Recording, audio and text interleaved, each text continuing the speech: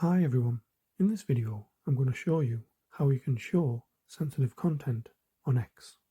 So if you find this video helpful, please give it a like and make sure you subscribe for more useful tutorials. So what you'll need to do is open up X, click on your profile icon on the top left, then select Settings and Support near the bottom. Then click on Settings and Privacy, and then you should see Privacy and Safety. So tap on that. And then you want to click on Content UC. Then at the bottom it should say Sensitive Media, so tap on that. And this will give you three options. So you can click on Graphic Violence, and then you can select Show All. The same on Adult Content. And then again on Other, just select Show All.